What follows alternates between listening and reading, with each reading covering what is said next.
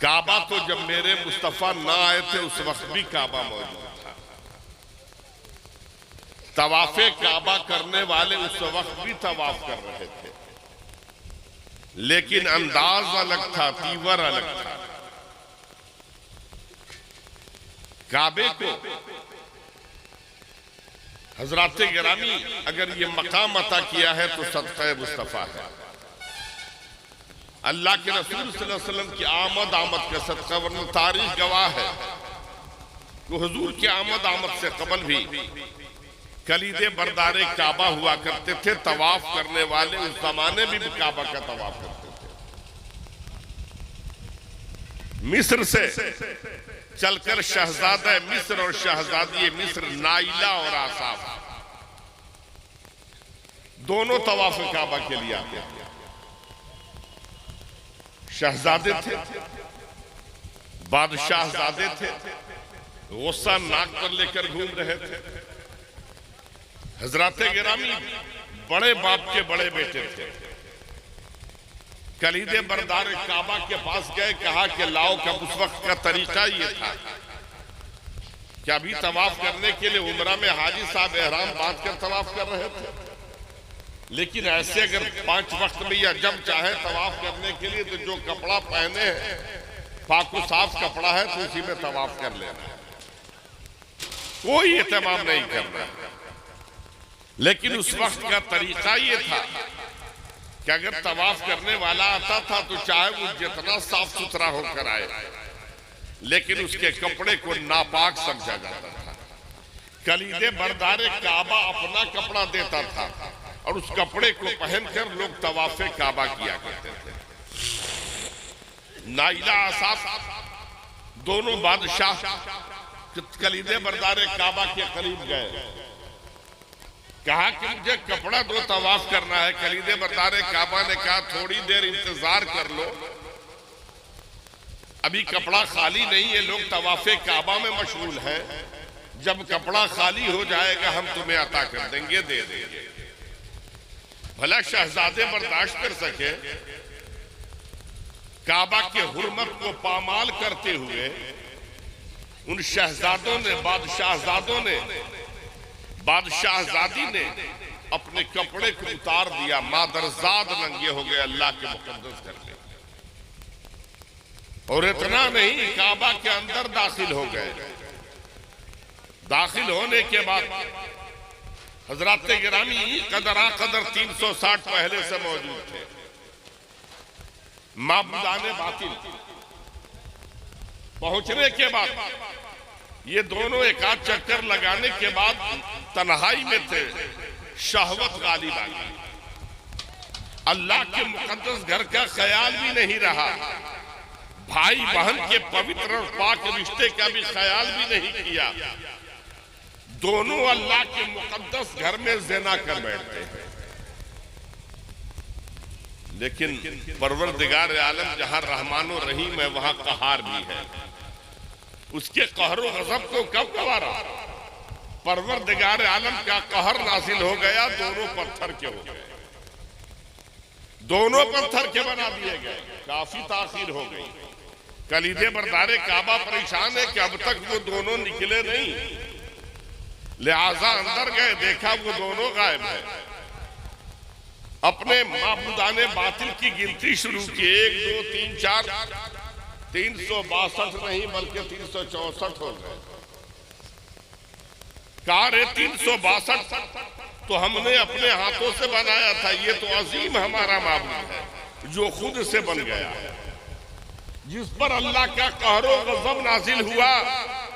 जिहालत इतनी थी कि उन दोनों मकहूर अल्लाह के मकहूर बंदों को, एक को सफा के पहाड़ी पर रख दिया गया, एक को मरवा की पहाड़ी पर रख दिया गया, और लोग उसकी परस्ती शुरू कर देते हैं।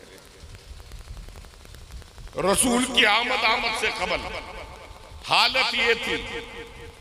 लेकिन मेरे मुस्तफा आका ने जीने का सलीका बतला दिया, जिंदगी गुजारने का तरीका बतला दिया।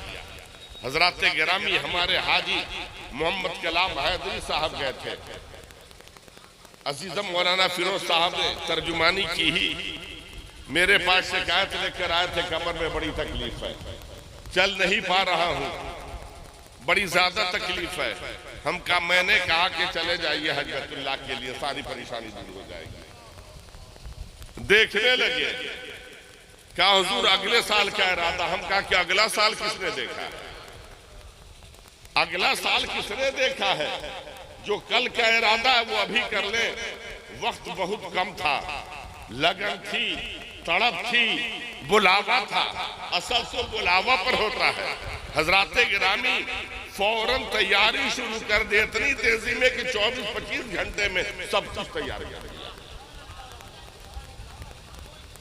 ये दौलत की बुनियाद पर कोई हज के लिए नहीं जाता, सरवत की बुनियाद पर कोई वहां नहीं जाता, सरमाए की बुनियाद पर अल्लाह के मुकद्दस घर की ज़ियारत के लिए कोई नहीं जाता।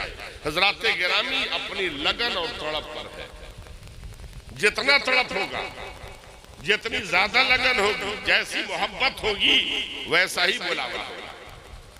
आज अगर कोई कह दे कि हम हज के लिए जाते, मेरे साथ बहुत सारी जिम्मेदारियां हैं, 2 बेटियां शादी के लिए, बेटे का है, घर बनाना है, मकान बनाना है, सारी परेशानी को गिना देता है।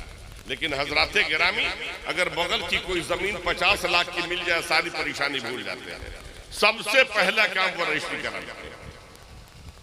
तो ऐसी ही लगन हज बैतुल्लाह के लिए भी होना चाहिए। सब छोड़ के जाना है। लेकिन हजराते गिरामी हज इबादत की आखिरी मंजिल है, इबादत की आखिरी कड़ी है।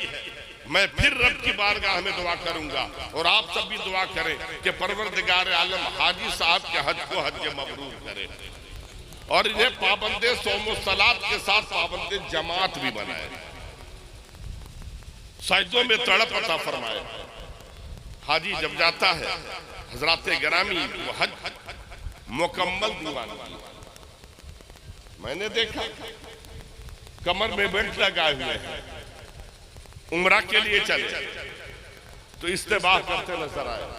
यानी हाजी जब एहराम के लिए एहराम बंद करके तवाफे काबा के लिए हजराते गिरामी मताफ में उतरता है तो अपने एहराम के ऊपर की चादर को दाहिने बाजू शाने से निकाल देता है और दाहिना बाजू फ्री करके बाएं बाजू पर चादर डाल लेता है, जैसे नेता वगैरह डाला करते हैं हजराते गिरामी। लेकिन नेता को भी सलीका मेरे आका की बारगाह से निकलता है।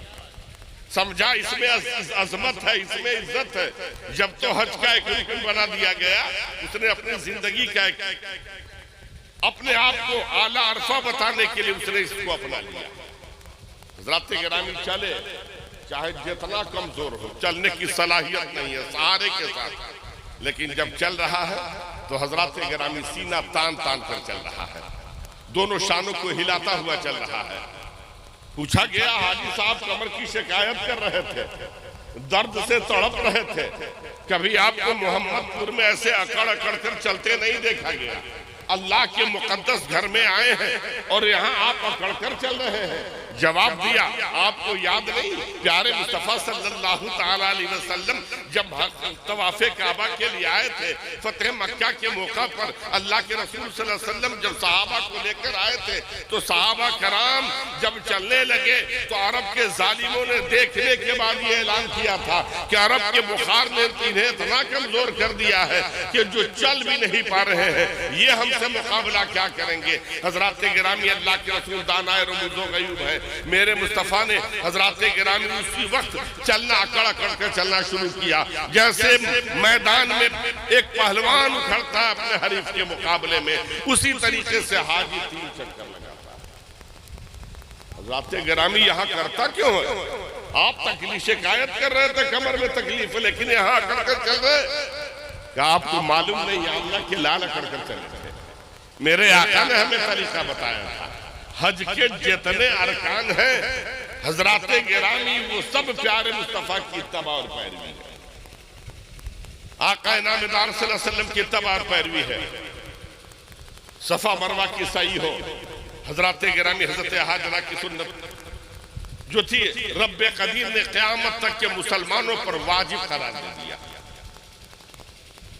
और उसमें भी जब सफा मरवा की सही कर रहे हैं तो हजराते गिरामी कुछ मकाम ऐसा है कि कि उस मकाम पर चाहे बूढ़ा हो, जवान हो, कमजोर हो, बच्चा हो, सबको दौड़ कर चलना है। पूछा जाए आप बूढ़े हैं क्यों दौड़ रहे हैं? कहा यहाँ से हजरत हाजरा दौड़ी थी, क्योंकि जब इस रास्ते से सफा से मरवा, मरवा से सफा पर आ रही थी तो पलट पलट कर अपने लाल को देख रही थी। तो हर जगह तो बच्चा नजर आ रहा था, लेकिन जब यहाँ से गुजरती थी तो पहाड़ी की वजह से उनका बेटा उन्हें नजर नहीं आता था, लिहाजा वो आहिस्ता आहिस्ता नहीं चलती थी, दौड़ कर चलती थी ताकि मैं अपने लाल को देख लूं। जब वो दौड़ने लगी तो रब ने हाजियों के लिए जरूरी करार दे दिया। रात गिरामी मैदान मिना हो, अरफात हो, मुज़दलिफा हो, ये सब प्यारे मुस्तफा सल्लल्लाहु अलैहि वसल्लम की अताअत और पैरवी। और सबके बाद हजरत गिरामी अल्लाह के रसूल के दरबार में हाजिरी है।